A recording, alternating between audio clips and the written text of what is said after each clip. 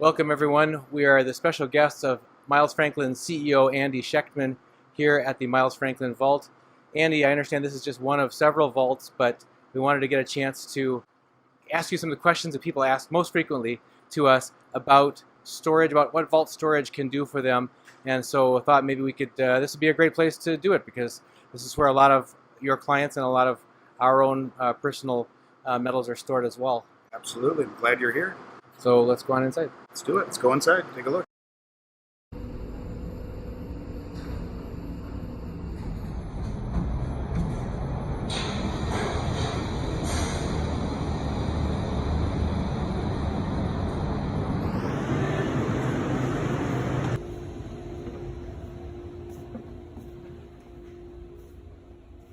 We did have several questions that clients have continued to ask me about the benefits of storage.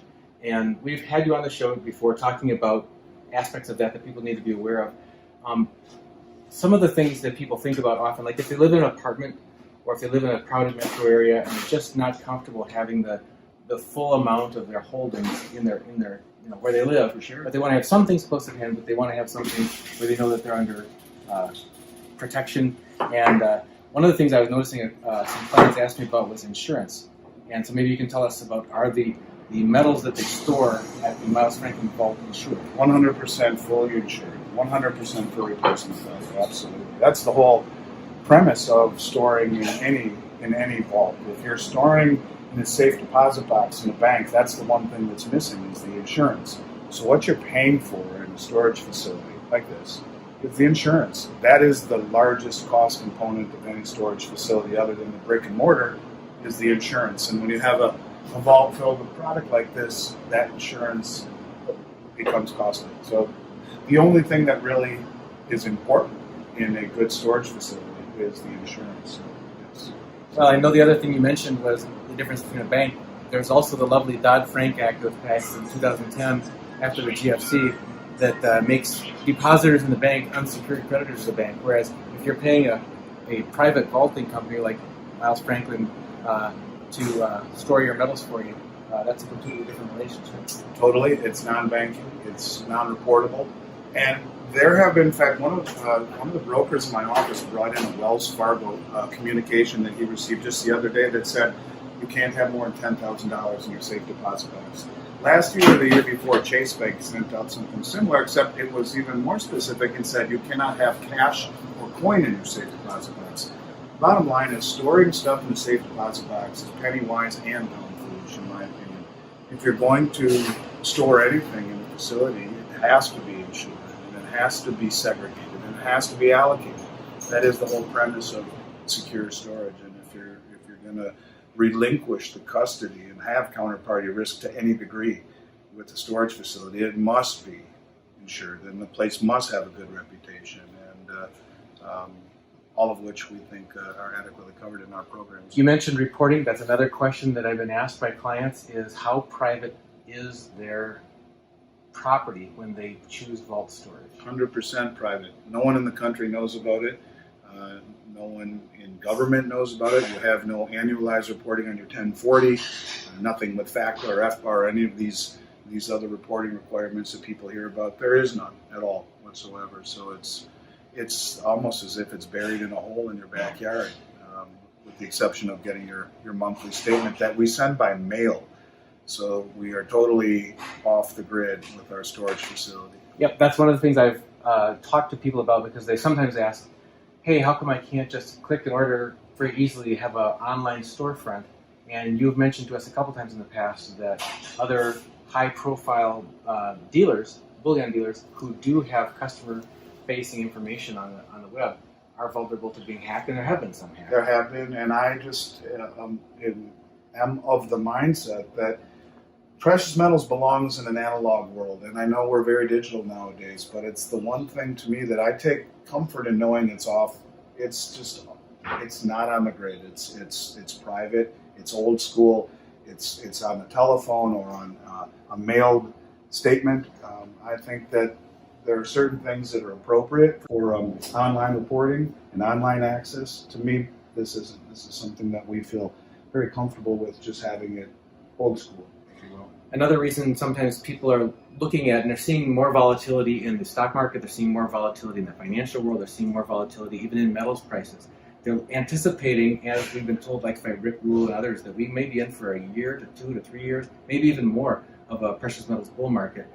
It can get choppy, it can get really big movement days, and if people decide that the time comes when they want to sell some of their metals or swap, say the gold-silver ratio normalizes and they want to swap back out of silver, which has given them a higher elevator ride and back into more gold than they started with, what are the advantages to them of having their metal already at a depository that's near where trading can also happen, so they don't have to then avoid waiting for the shipping to happen, that sort of thing? That's huge. It's the biggest issue that being in some depositories you would face would be how cumbersome it is to sell it or to transfer because it might be far away, it has to be shipped. With this facility, we are able to immediately give credit if someone wants to sell or trade from gold to silver or from gold to platinum or whatever it may be. Within literally minutes, we are able to, as long as the client fills out the paperwork, transfers the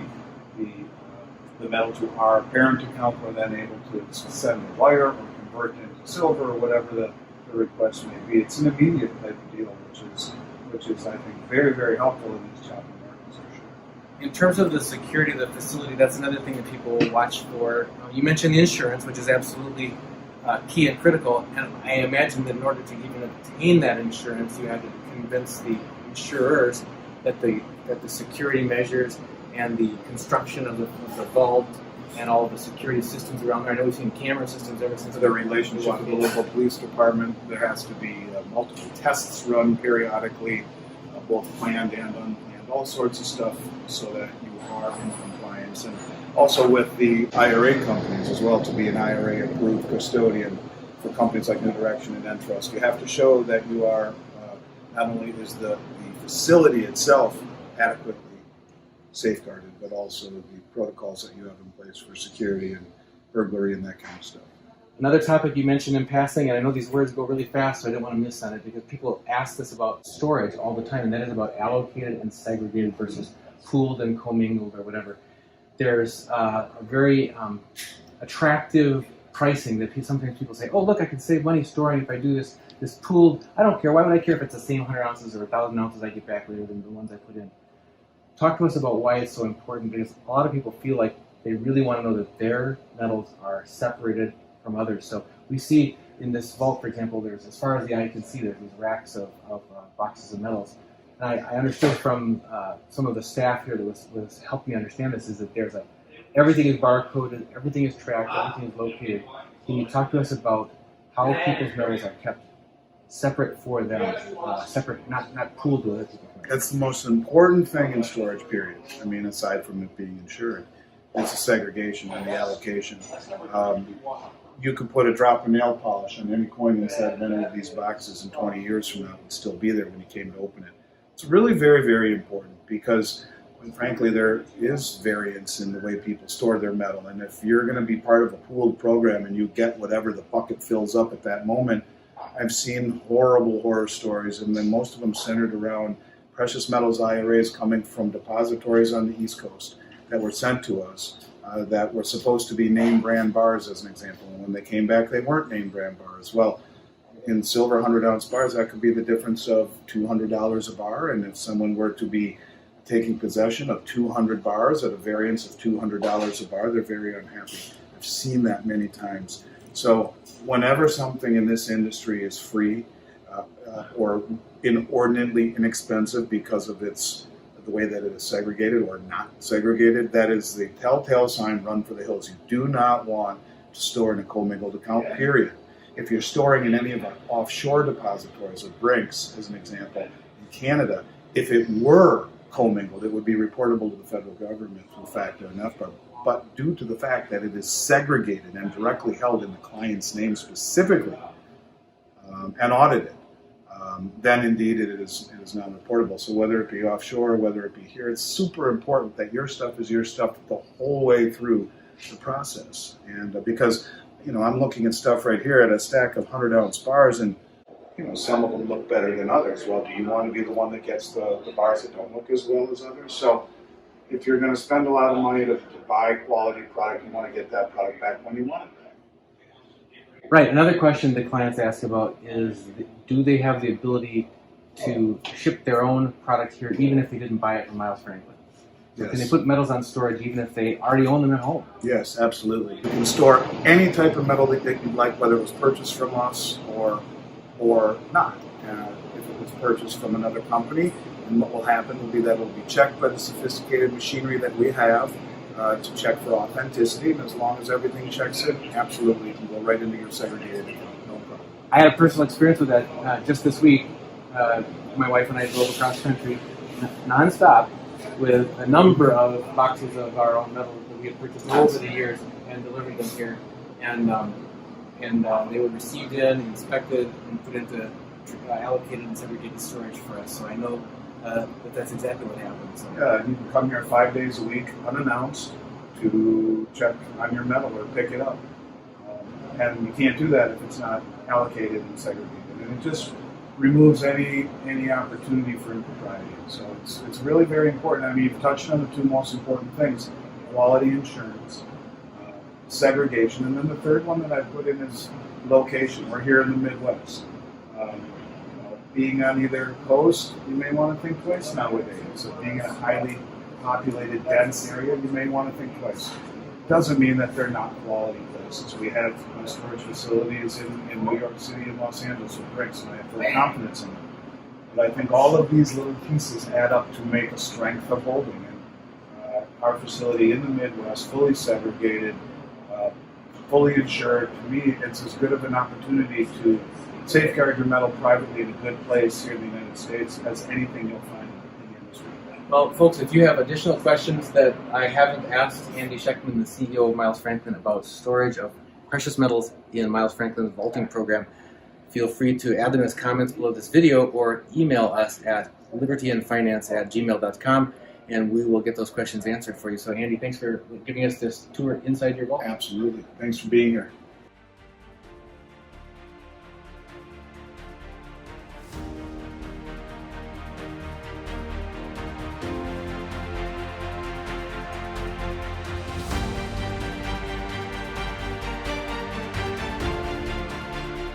This is Dunagun Kaiser, founder of Liberty and Finance. I'm now a licensed gold and silver broker for Miles Franklin. Call me directly for the physical gold and silver that you need at the best price with personalized private service from one of the oldest and best companies in the business.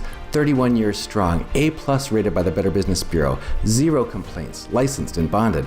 For physical delivery, vault storage, or precious metals IRAs, excellent prices, privacy, and confidentiality. Pay by check, money order, ACH, bank wire, or Bitcoin. Satisfaction guaranteed. For fastest service, just call 1-888-81-LIBERTY. That's 888-81-LIBERTY. And either I or one of my sons and fellow brokers will call you back as soon as we can and understand your needs.